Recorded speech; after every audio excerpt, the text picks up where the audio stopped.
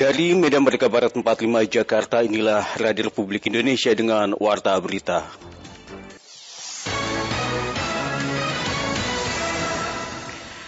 Pendengar, Ketua Komisi Nasional Kejadian Ikutan Pasca Imunisasi atau Komnas KIPI, Profesor Hindra Irawan Satari memastikan daya lindung dan keamanan vaksin Sinovac untuk usia 6 hingga 11 tahun telah memenuhi syarat. Oleh karena itu, ia menghimbau masyarakat tidak ragu melakukan vaksinasi COVID-19 bagi anak-anak. Berikut laporan Rini Hairani. Rekan-rekan andalan saya nih, media. Badan Pengawas Obat dan Makanan BPOM telah menerbitkan izin penggunaan darurat vaksin Sinovac untuk anak usia 6 hingga 11 tahun. Penerbitan izin ini merujuk pada hasil penilaian keamanan dan kekebalan yang ditimbulkan terhadap COVID-19.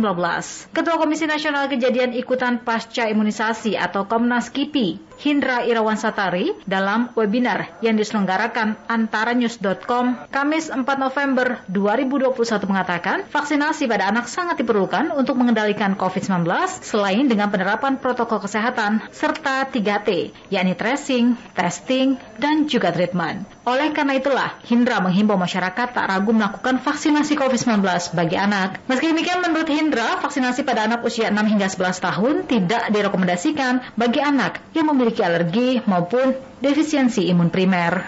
Jadi anak-anak ini adalah harus dilindungi dan sekarang sudah tersedia. Alhamdulillah.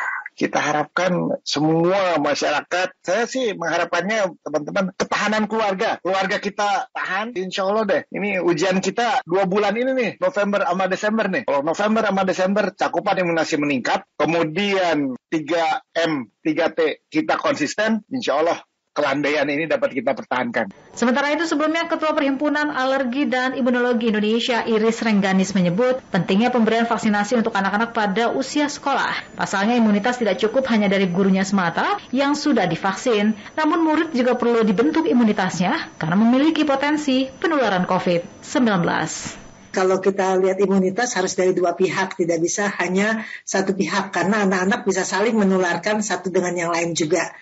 Juru bicara vaksinasi COVID-19 Kementerian Kesehatan Siti Nadia Tarmizi mengatakan, pelaksanaan vaksinasi untuk anak usia 6 hingga 11 tahun diperkirakan paling lambat mulai awal tahun 2022. Nadia menuturkan vaksinasi anak usia 6 hingga 11 tahun membutuhkan persiapan untuk mulai dari proses screening. Saat ini menurut Nadia, Kementerian Kesehatan juga sedang meminta masukan dari Indonesia Technology Advisory Group on Immunization dan Ikatan Dokter Anak Indonesia serta organisasi profesi lainnya. Pihaknya juga harus mempersiapkan serta memastikan stok vaksin Sinovac untuk sasaran anak usia 6 hingga 11 tahun.